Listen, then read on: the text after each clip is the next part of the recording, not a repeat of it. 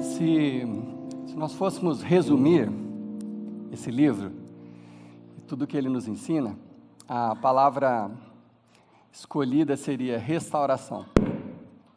Esse livro é o livro da restauração. Mas restaurar o quê? Talvez você se pergunte. Você já deve ter lido, já deve ter ouvido falar do tempo onde tudo começou, no Gênesis. A gente sabe com tranquilidade hoje que a Bíblia é cheia de símbolos, principalmente nos primeiros 5 livros, que é uma história que foi contada de pai para filho, e só foi registrada muito mais à frente, já na época de Moisés. Mas, então a gente sabe que tem muita coisa que é simbólica, nem tudo é literal. Mas isso não muda em absolutamente nada o ensinamento contido nesse livro. E não muda em nada a história da humanidade. Deus criou todas as coisas, criou o universo, um Deus que é invisível, um Deus incompreensível pela nossa lógica, um Deus que não pode ser provado, e vocês vão entender isso mais à frente, no sentido de você usar uma fórmula matemática ou alguma coisa da física, mesmo a física quântica, você não consegue provar Deus. Então Deus é isso aqui. Se você conseguir isso, já ele deixa de ser Deus. Porque a Bíblia diz que Deus é. Quando Moisés teve o primeiro contato com Deus, e ele, numa conversa, num arbusto que estava em chamas, ele falou, mas quem é o Senhor? Ele falou, eu sou. Meu nome é Eu Sou. Deus, então, é a pura existência.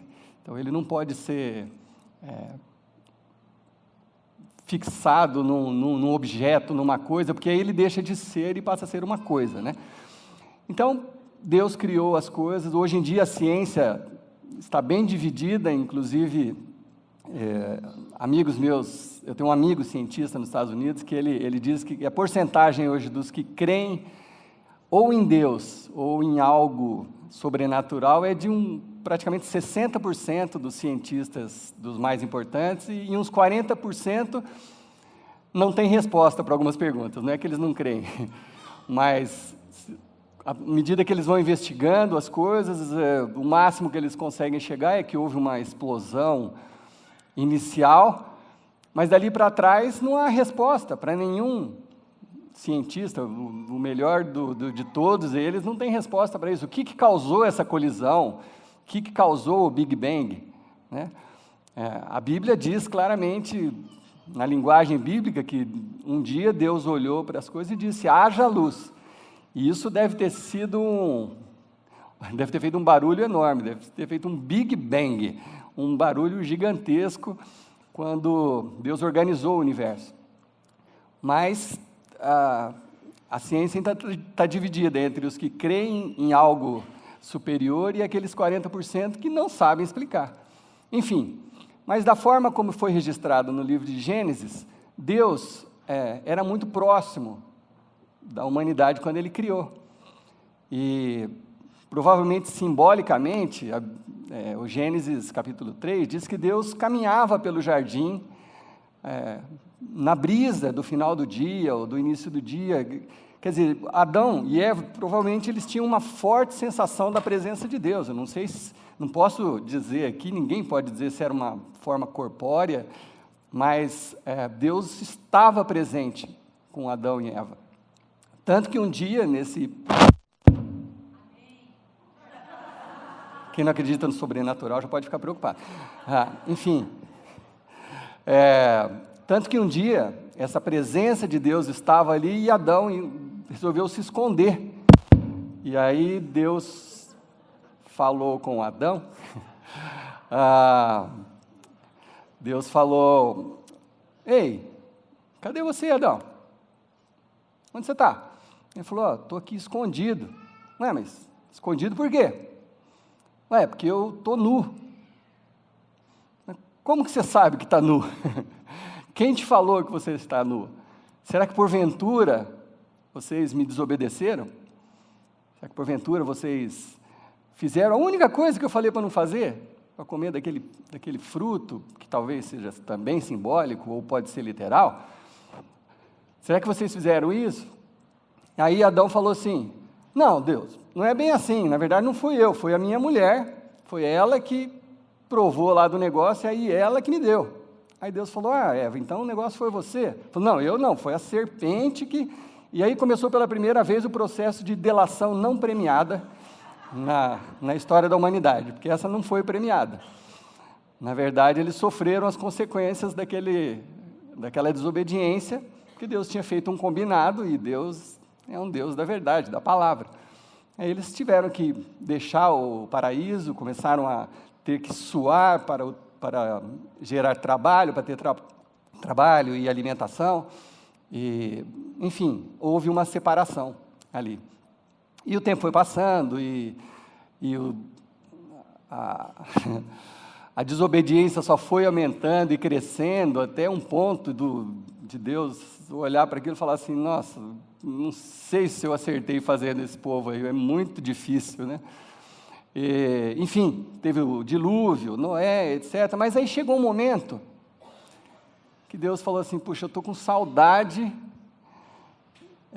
de sentir a humanidade que eu criei com tanto carinho, com tanto amor, coisa que eu vi que era uma boa criação, eu estou com saudade desse relacionamento. Então, mais uma vez, Deus decide restaurar o relacionamento com os homens.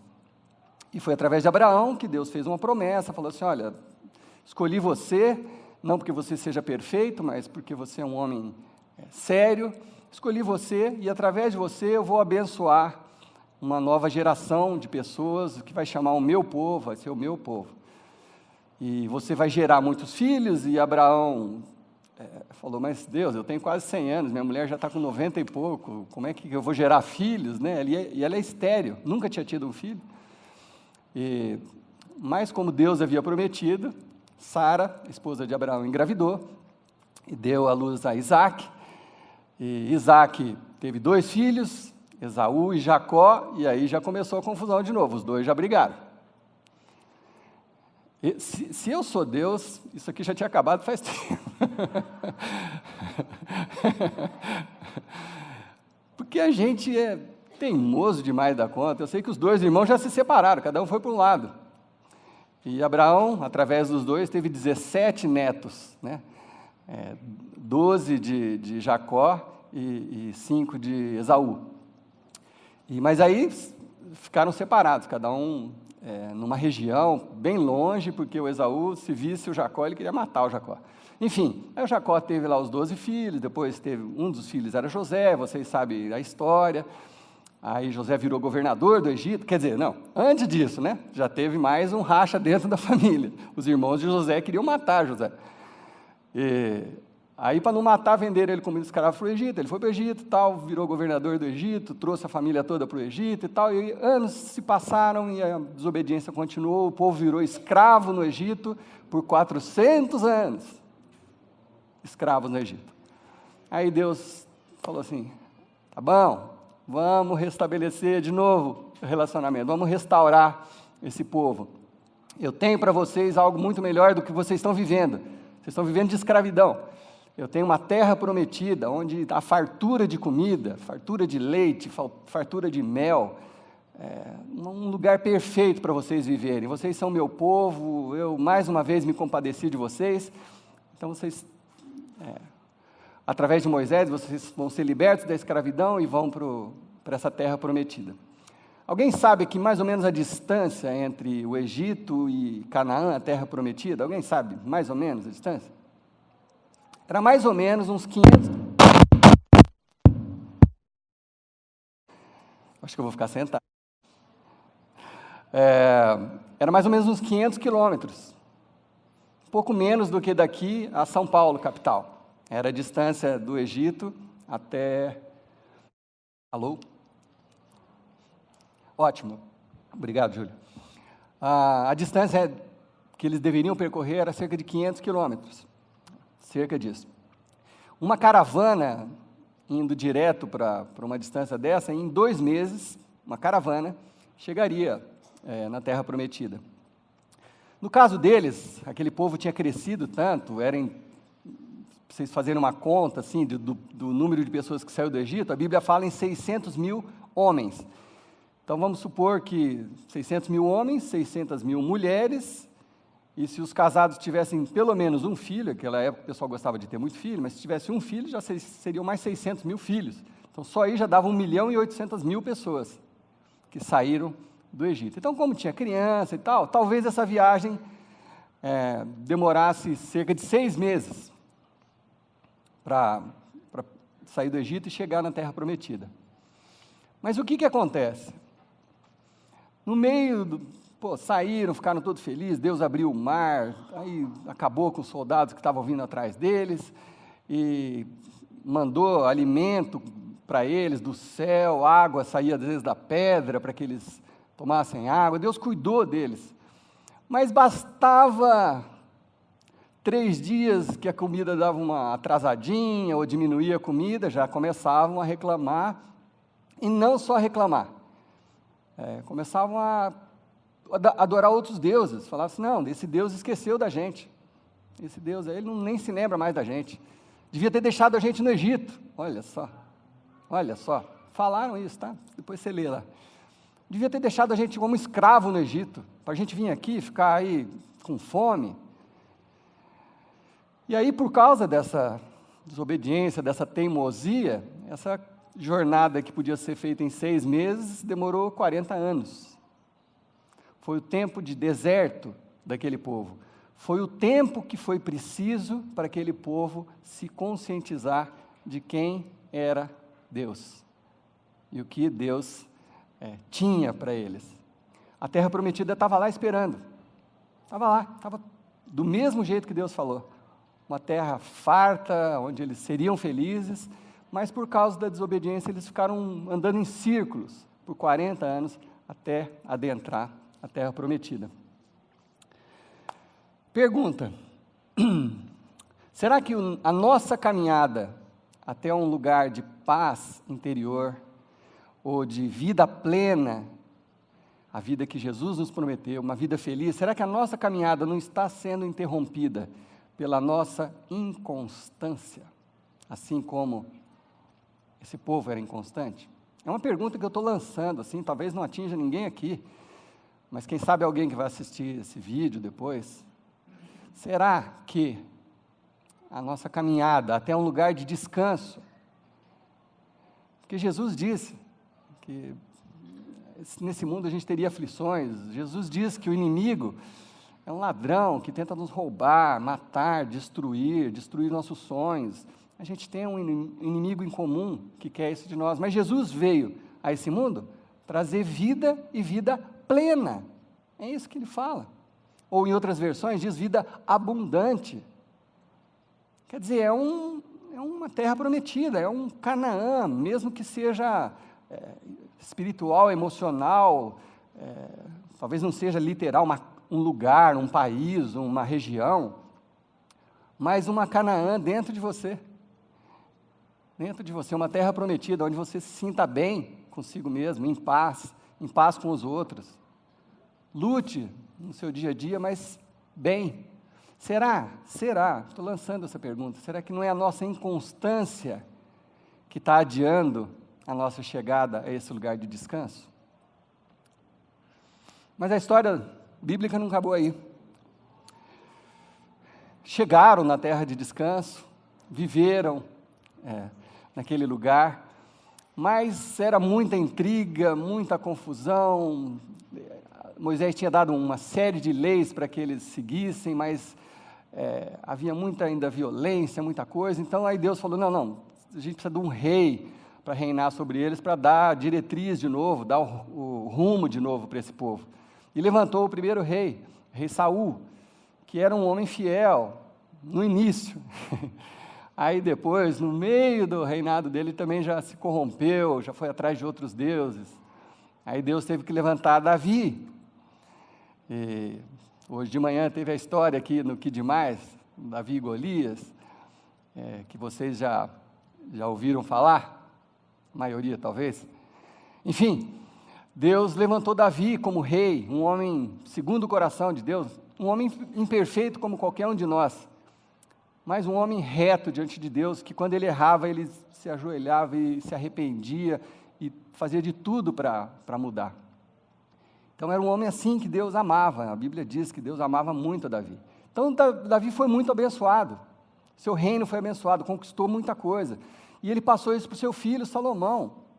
Salomão já pegou a coisa organizada, e Salomão ainda fez crescer mais, porque Salomão também foi um homem temente a Deus, e foi o rei mais rico do seu tempo, o homem mais sábio do seu tempo, o homem mais poderoso do seu tempo, muito abençoado por Deus, muito abençoado por Deus. Vinha governadores e reis de outros povos para se aconselhar com Salomão, e era abençoado. Aí, o filho de Salomão, seu sucessor, Roboão, um nominho esquisito, né? Roboão, até o nome já diz alguma coisa. Ele, ao invés de seguir os passos do pai, ele falou, não, estou aqui, mais ou menos assim. Ele foi ouvir os amigos da idade dele, em vez de ouvir os conselhos sábios do pai, e os conselheiros falando, olha, é hora de reduzir os impostos. Até fica uma sugestão para os nossos governantes, né? Os conselheiros falaram assim, é hora de você reduzir os impostos para que gere mais trabalho, que as coisas cresçam, é preciso reduzir os impostos. A Roboão, não vou reduzir coisa nenhuma, vou aumentar. Se meu pai foi duro, eu vou ser 3 vezes mais duro com esse povo. O que aconteceu? Dividiu o reino. Aí dividiram as 12 tribos, né, que são os 12 filhos de Jacó, foram divididas. 2 tribos para o sul, Judá, 10 tribos ao norte, Israel. Enfim, começou tudo de novo. A inconstância. E aí Deus enviava profetas. E aí foi uma sucessão de reis. Um seguia a Deus, era abençoado, o povo prosperava. O outro deixava de seguir a Deus, afundava, perdiam guerras, eram conquistados e perdiam. Aí o outro vinha, o profeta vinha, falava, e aí isso se tornou quase rotineiro, passando de rei para rei, até que chegou um momento onde Deus falou assim, não dá mais, assim não está dando certo. É a hora de eu passear no meio deles de novo. E Deus, naquele momento, resolveu enviar seu Filho Jesus, que era Deus, o Deus encarnado. O apóstolo João fala disso de uma forma muito linda, quando ele apresenta Jesus. Você abre o livro de João, no primeiro capítulo, no primeiro versículo, João apresenta, ele fala assim, no princípio, e o João é um cara muito profundo, assim, ele lida não só ali com a coisa do dia a dia, ele lida com o profundo mesmo da existência. Ele fala assim, no princípio, era aquele que é a palavra, e depois você vai entender que ele está falando de Jesus aqui. Ele estava com Deus e era Deus. Quer dizer, a palavra de Deus traz à existência as coisas que não existem. Foi a palavra de Deus que fez possível o universo, haja luz, haja terra, haja sol, haja planetas, galáxias. Foi a partir da palavra de Deus que as coisas que não existiam passaram a existir. É assim que João está falando aqui. Todas as coisas foram feitas por intermédio dele. Sem ele, nada do que existe teria sido feito. São questões complicadíssimas também. A gente, nesse tempinho que a gente tem aqui, não dá para a gente se aprofundar muito, mas João está falando que Jesus, ou o Espírito que estava em Jesus, estava com Deus desde a criação. Ele era Deus, de alguma forma. Ele estava desde sempre lá, né? Aí, Deus se materializou em Jesus, e João fala disso. Mas antes ele fala assim, nele estava a vida. E esta era a luz dos homens. Quer dizer, em Jesus, a gente conheceu a vida de verdade, o que é a vida de verdade, e a luz que ilumina os nossos caminhos, né? Aquele que é a palavra tornou-se carne e viveu entre nós. Você já deve ter ouvido, principalmente dependendo do seu background religioso, mas você já ouviu que Jesus é o Deus encarnado. É disso que João está falando aqui. De alguma forma, que pela física eu não consigo explicar para vocês, mas de alguma forma, Deus achou um jeito de se materializar no nosso formato. No nosso formato. Eu não acredito, mas aí entramos no ramo da opinião. Eu não acho que Deus seja nem um pouco parecido comigo, ou com alguns de vocês, ou aquele velhinho de barba branca, que se eu chegar no céu sem óculos, eu vou achar que é o Papai Noel. Eu não acho que Deus seria um ser, assim, reconhecível, tão fácil, assim, para nós, nesse lado da eternidade, do jeito que nós somos hoje, com a compreensão que a gente tem hoje. Mas, de alguma forma, em Jesus, o caráter de Deus se materializou. Em Jesus, a gente pôde conhecer quem é Deus, como é Deus, o que pensa Deus e o que Deus pensa para nós e por nós. Assim que a gente conheceu o pensamento de Deus. Então, mais uma vez, Deus dá um passo de restauração, de reconciliação, enviando Jesus. E João fala: vimos a sua glória, a glória como do unigênito, do Filho unigênito, vindo do Pai, cheio de duas coisas. Jesus veio cheio de graça e cheio de verdade. Isso aqui é uma coisa que às vezes confunde as pessoas um pouco. O balanço entre a graça e a verdade, né? Será que Jesus é mais graça ou é mais verdade? A gente às vezes fica na dúvida e imagina que seja assim. Não, acho que Jesus é 50% graça e 50% verdade. Mas não é assim quando você estuda as Escrituras. Você descobre uma coisa muito simples e muito interessante. Jesus é 100% graça e 100% verdade. Jesus não é metade.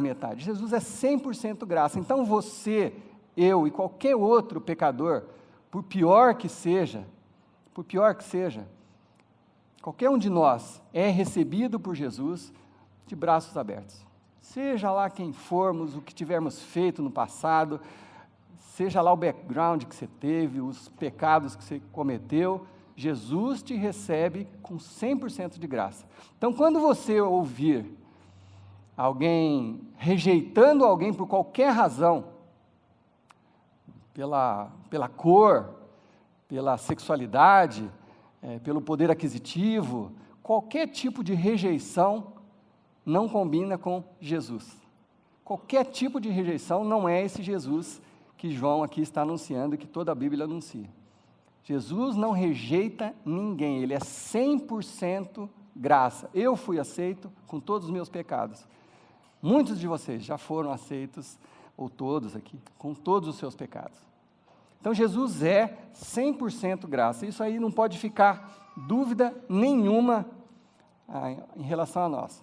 E também, outra coisa que não pode ficar em dúvida é que todos nós precisamos do perdão de Deus. Ele estende essa graça para nos perdoar os pecados. Foi isso que Jesus veio fazer. Ele morreu na cruz para que a gente fosse perdoado, para que a gente fosse livre, liberto das nossas mazelas, dos nossos pecados. Foi isso que Jesus veio fazer. Mas, ao mesmo tempo... deixa eu dar um exemplo aqui que eu tinha notado sobre a graça de Jesus no tempo de Jesus. Jesus foi muito criticado no tempo dele. Muito criticado por excesso de graça. Assim como às vezes nós somos criticados, alguns cristãos são criticados por excesso de graça, mas aquela pessoa não merece uma terceira chance. E Jesus foi muito criticado por isso, muito, no seu tempo.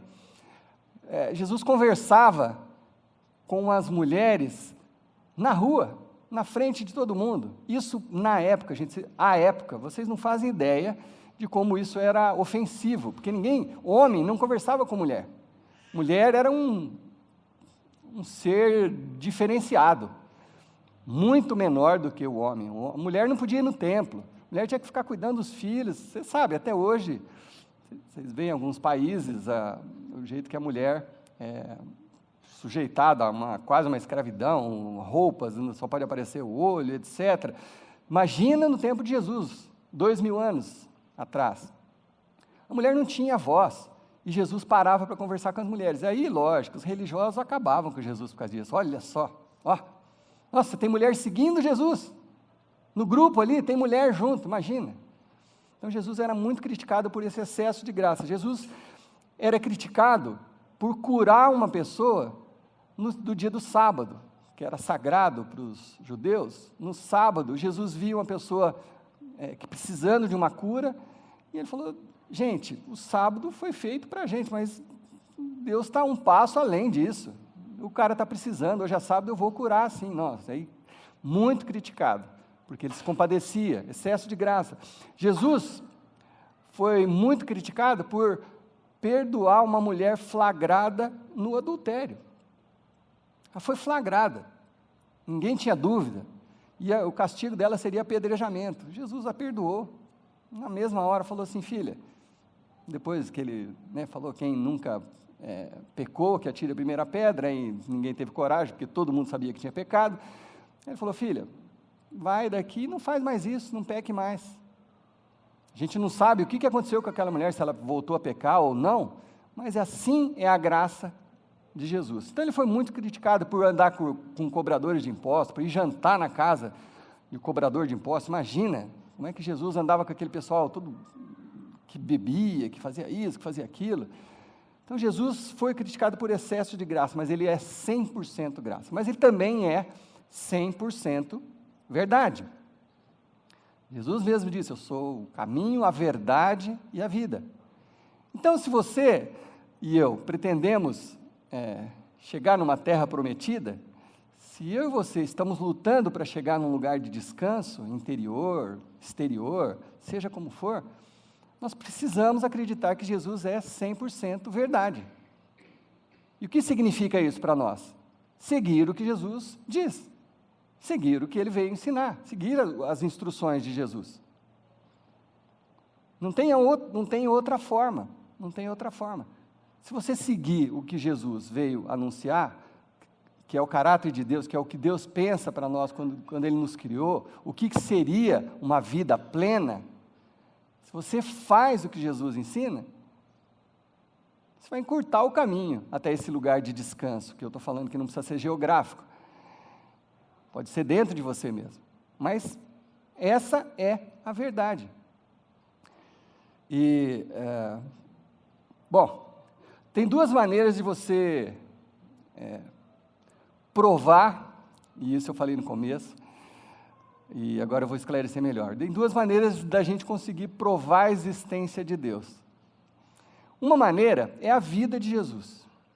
A vida de Jesus, os milagres que ele fez, curando cegos, ressuscitando pessoas, talvez você já tenha lido, Jesus ressuscitou pelo menos 3 pessoas que a gente sabe, que estavam mortas, um já estava enterrado há 4 dias, Jesus foi lá e ressuscitou. Os milagres de Jesus, e principalmente o fato de Jesus mesmo ter predito a própria morte, e depois aparecer para 500 pessoas, depois de crucificado, colocado na cova e ressuscitado, aparecer para 500 pessoas, e ele se materializava de uma forma nova, porque ele podia atravessar paredes, mas ao mesmo tempo a pessoa podia pegar em Jesus, e ele comia com os seus discípulos, com os seus amigos. Então, era a prova viva que Jesus estava ali. Então, é uma prova da existência de Deus, porque ninguém nunca fez isso. Eu já brinquei aqui, vou brincar de novo. Se alguém aqui falar, vou morrer no dia tal, daqui 3 dias você vai você vai no meu enterro, e daqui 3 dias eu estou aqui de novo na capela. Eu vou prestar atenção no que essa pessoa fala, se ela fizer isso. Mas até hoje ninguém nunca fez, só Jesus. Então essa é uma prova teológica da existência de Deus. E, de certa forma, histórica, né? Não é só teológica, é histórica. Mas tem uma outra forma de você provar a existência de Deus, que a própria palavra que eu estou usando esclarece. É provar, experimentar. Quando você experimenta Jesus na sua vida, quando você faz o que Jesus ensinou, quando você experimenta, ninguém tira isso de você, ninguém vai, por mais que alguém venha argumentar, você fala assim, puxa, eu experimentei a verdade me transformou, Não tem o que você falar. Não tem argumento. Se eu... ontem à noite, a Kelly estava ansiosa com o que demais, muita coisa, não sei o que e tal. Aí não estava conseguindo dormir. E eu tenho um calmante natural lá, que de vez em quando eu tomo, porque eu sou muito ansioso também, às vezes eu demoro para dormir. Eu falei, amor, toma isso aqui. Ela tomou, deu 10 minutos, plum. Estava dormindo, disse que acordou falando, nossa, dormi a noite toda. Eu preciso convencer ela de que aquele negócio funciona? Não preciso convencer. Ela tomou e deu 5, 10 minutos, ela estava dormindo e acordou bem. Eu não preciso convencer. Se alguém... nós temos esportistas aqui, gente de academia, professores e tal. Se um médico fala para você, olha, você precisa perder peso, você está com colesterol muito alto, se você fizer uma dieta dessa forma, exercícios e etc., você vai emagrecer, vai ficar mais saudável e vai voltar o seu ânimo, sua energia, você vai ter mais energia para o seu dia a dia, você vai ficar sentir até mais feliz, porque tem hormônios que são liberados quando você faz exercício. Se alguém te falar isso e você fizer e funcionar, passou 6 meses ou 1 ano de você praticar aquilo, e você fala, puxa vida, é mesmo, meu colesterol baixou, nossa, eu estou melhor. Ninguém vai te convencer de que aquilo não é verdade. Então, com Deus é a mesma coisa, se você provar na sua vida, mas de verdade. E agora eu vou ser enfático. Muitas vezes a gente convive numa igreja, ou num grupo em casa, ou a gente tem umas rotinas religiosas, mas de fato a gente não está colocando em prática, muitas vezes. E as pessoas nos surpreendem. A gente se surpreende. Rotina religiosa não é isso que eu estou falando. Faz parte de seguir a Jesus, você está numa comunidade, você ajudar os outros, você ser ajudado, isso faz parte das instruções de Jesus. Mas a rotina religiosa, o fato de você estar 7 dias por semana num culto, um dia você vem na capela, amanhã você vai não sei aonde, na quinta não sei aonde, na terça não sei aonde, a oração não sei aonde, o fato de você fazer isso vai criar uma sensação de que você é um religioso, uma sensação de que está tudo bem com Deus. Mas se no seu dia a dia, se lá na sua casa, se no seu trabalho, você não estiver vivendo aquilo, agindo como Jesus ensinou, é só religiosidade, é só maquiagem. Na hora que lavar o rosto não tem nada, não sobrou nada. Então Jesus dá uma série de instruções, a Bíblia está cheia de instruções. Eu vou ler algumas aqui, para a gente experimentar, colocar em prática, para a gente chegar nessa terra prometida, nesse lugar de descanso.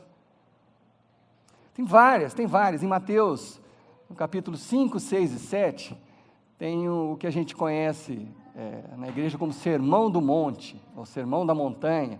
Foi quando Jesus reuniu uma multidão e começou a falar, e foi o dia que Jesus mais passou ensinamentos. E Mateus registrou tudo que Jesus falava. Então eu sugiro que você chegue na sua casa, leia com carinho, Mateus 5, 6 e 7, mas eu vou destacar algumas coisas aqui, para você, talvez não vai dar nem tempo de você achar o versículo, mas eu falei esses dias aqui, que Jesus ensina que felizes são aqueles que choram, aqueles que vivem intensamente a vida, porque esses serão consolados.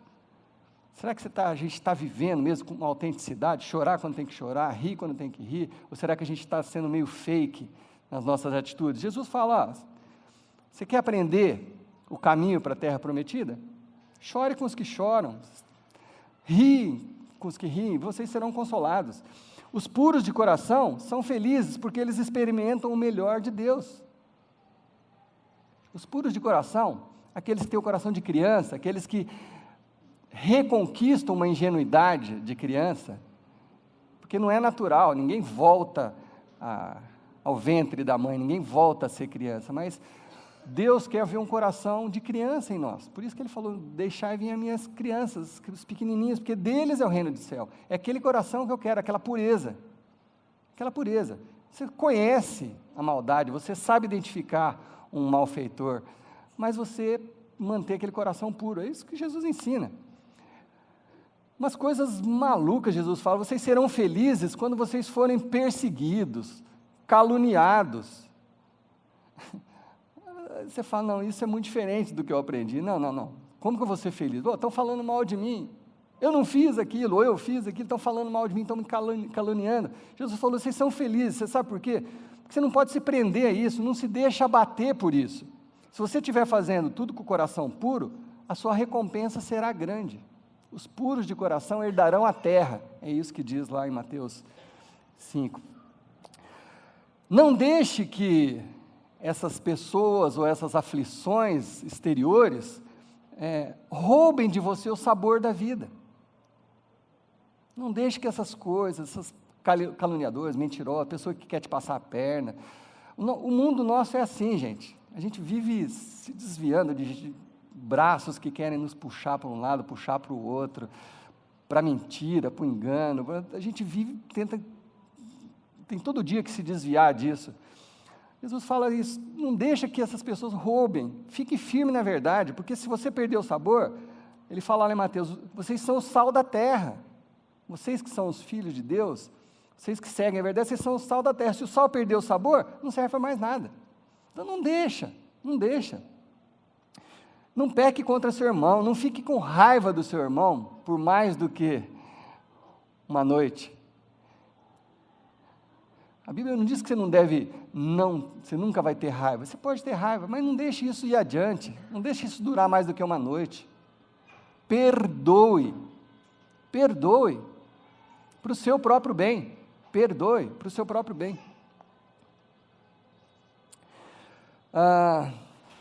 fale a verdade. A Bíblia diz lá em Mateus 5,37, seja o seu sim, sim, o seu não, não. Quer dizer, evite ficar em cima do muro. Não fique em cima do muro. Quando você falar é. Quando você falar não é. Seja verdadeiro, franco. Para de, a gente tem uma tendência de querer agradar todo mundo, e aí a gente tende a distorcer, vou ficar no caminho do meio, é ou não é, mas mais ou menos não é, mas também é um pouco, para agradar. Não, seja verdadeiro. Quando você for verdadeiro, você vai ver uma transformação, na sua vida.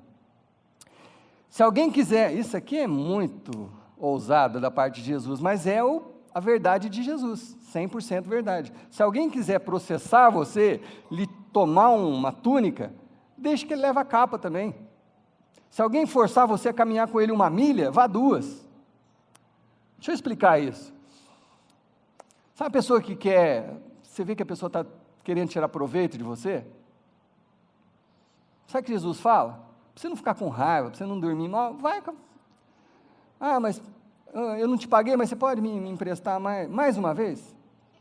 Tá bom, empresta de novo. Beleza.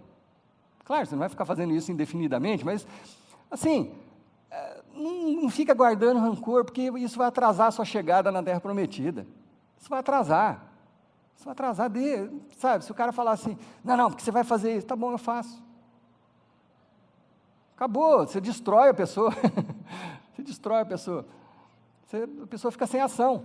É isso que Jesus está falando, né? Se falar, você vai andar daqui até lá, fala, não, eu vou e volto. Tá bom assim? Pronto, acabou a aflição, acabou o rancor, acabou a raiva, acabou tudo, vai embora. Vocês ouviram, olha Jesus falando, vocês ouviram o que foi dito: ame o seu próximo e odeie o seu inimigo. Isso a lei falava antiga, né? Mas eu, Jesus, estou lhes dizendo: amem os seus inimigos e orem por aqueles que os perseguem. Você não sabe o poder que tem isso. Sabe, a pessoa que te odeia, que fala mal de você, tudo, você fala assim: Deus, tem misericórdia daquela pessoa. Eu perdoo ela. Tem misericórdia dela. Ore por aqueles que te perseguem, porque aquilo te purifica o coração. Aquilo te aproxima da terra prometida. Aí Jesus fala umas coisas meio agressivas, assim, ele fala assim: gente, não seja hipócrita, sabe? Quando você for fazer caridade, ajudar alguém, não põe isso no jornal, não sai falando para todo mundo: olha, eu Toda quinta-feira eu dou comida para os mendigos lá na frente da minha loja e tal. Se você começar a falar, já não está valendo sua caridade. A Bíblia diz assim, que a sua mão esquerda não sabe o que a sua mão direita está fazendo. Isso é uma coisa entre você e Deus. E ele fala a mesma coisa do jejum. Sabe? Ele fala do jejum a mesma coisa, não sejam hipócritas. Quando você fizer jejum, não fica fazendo aquela carinha assim, nossa, faz 6 dias que eu não como. Estou na presença do Senhor. Para com isso. É Jesus falando, tá, gente? Não fica com raiva de mim, não. É Jesus falando isso. Não sejam hipócritas. Quando você fizer jejum, lava seu rosto, passa um olhinho, passa um shampoozinho, e é entre você e Deus o jejum. Se você ficar falando que você está fazendo jejum, que você está orando bastante, é porque alguma coisa está errada. Ou você está mentindo, ou você está querendo glória, então não está valendo. Essa que é a verdade, isso que é 100% verdade. Quando ele fala de finanças, não acumulem para vocês tesouros na terra, onde a traça e a ferrugem destroem, onde os ladrões arrombam e furtam. Não adianta você acumular esses tesouros que a gente pega na mão aqui, mas acumulem para vocês tesouros eternos, no céu, onde nem traça, nem ferrugem, não destroem, e onde os ladrões não arrombam nem furtam. Ele está falando das coisas que realmente têm valor. Deem valor ao que tem valor, ao que realmente tem valor. Aquela coisa que o dinheiro não compra tem mais valor do que qualquer dinheiro. Qualquer dinheiro. Dê valor para aquelas coisas. Tempo é a coisa mais preciosa hoje em dia. O tempo que você investe no seu filho, na sua esposa, é a coisa mais preciosa que você pode ter. Não tem dinheiro que lá na frente vai recompensar a sua ausência do seu filho hoje. Não tem dinheiro. Você pode ganhar, hoje eu estava trabalhando muito durante 20 anos, aí agora eu estou muito bem, agora eu vou me aproximar do meu filho. Aí ele já passou. Dê valor ao que tem valor, é isso que Jesus fala. Ninguém pode servir a 2 senhores, ou odiará um, amará o outro. Você não pode servir o dinheiro e a Deus. Nós falamos disso recentemente. Jesus fala para a gente não andar ansioso. Não andeis ansiosos.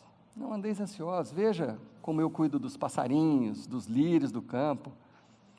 Você acha que vocês não são mais importantes do que isso? Vocês estão me seguindo? De verdade? 100% verdade? Você acha que eu não vou cuidar de vocês? Não precisa ficar ansioso. Não precisa ficar ansioso. Eu vou cuidar de vocês. Não julgue os outros para não serem julgados, pois na mesma forma que você julgar o outro, vocês serão julgados. À medida que você aponta o dedo para o outro vai apontar o dedo para você.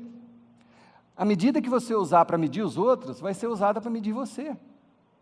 Não fica julgando os outros. Olhe para dentro de você, olhe mais para o espelho do que para o outro. Olhe mais para o espelho, é o conselho de Jesus. Essa eu gosto muito. Para de reparar no cisco no olho do seu irmão, enquanto você está com uma viga dentro do seu olho. Para de olhar, o seu irmão está com um cisquinho, você fala, ó, presta atenção. Ou então você vai levar uma palavra para o irmão, irmão, eu estou vendo que assim, que você está com um probleminha nessa área, um cisquinho aqui no seu olho, e aí você está com uma viga desse tamanho no seu e você não está enxergando, mas o cisco no olho do outro você está enxergando. Às vezes não é assim que você deve tratar com as coisas. Olhe para você, olhe para o espelho, é isso que Jesus nos ensina. Como que a gente vai ser? Como nós vamos nos conhecer uns aos outros? Pelos frutos. Isso que Jesus ensina, essa é a verdade de Jesus. Como que eu conheço os amigos que eu tenho aqui? Pelo fruto da vida deles. Eu sei quem é quem porque eu vejo o fruto na vida dele, vejo o relacionamento, eu vejo a forma como lida com o trabalho, eu vejo a forma como lida com a igreja, a forma que serve, a forma que ajuda os outros. É isso que mostra quem é você. Não é o carro que você entra para ir embora. É isso que mostra quem é você. É o fruto, é o que você tem frutificado. As coisas que você está gerando. Isso que é você. Porque Jesus fala, de uma árvore boa só pode sair bons frutos. Não dá para sair mau fruto de uma árvore boa. De uma árvore ruim vai sair frutos ruins. Uma árvore má gera frutos maus. O que nós estamos querendo? Centrar. Viver a 100% da graça, 100% da verdade de Jesus. Ser seguidores de Jesus Cristo. Se a gente está desejando isso, se a gente está fazendo isso, a gente se torna uma árvore boa. Uma árvore boa gera bons frutos.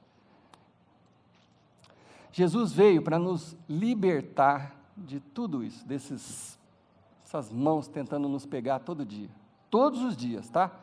Eu não estou livre disso, vocês não estão livres disso.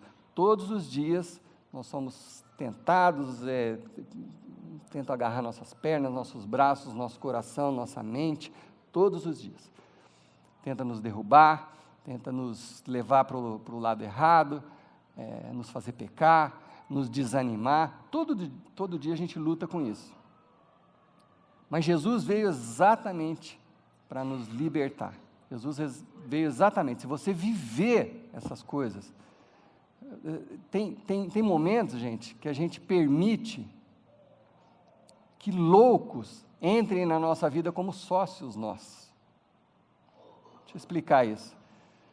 Às vezes uma pessoa completamente do mal, ela quer te derrubar, quer falar mal de você, quer te criticar, você entra, vou usar uma expressão da minha filha, você entra na pilha, você entra naquela história, você mergulha naquilo, você fica com raiva também, ela vira seu sócio na sua vida, a pessoa vira seu sócio, ela tem metade de você, metade da sua paz.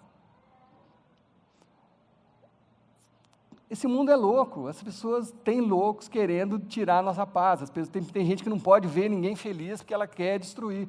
Jesus está falando, eu vim para te libertar disso, perdoa, passa uma borracha, vive a sua vida, faz o que você tem que fazer, o que você sabe que é verdade, o que Jesus tem mostrado para você, faz aquilo, fica 100% naquilo. Ah, mas não tem a mais, sim, não, não é, pecado, não é pecado. Fica firme, você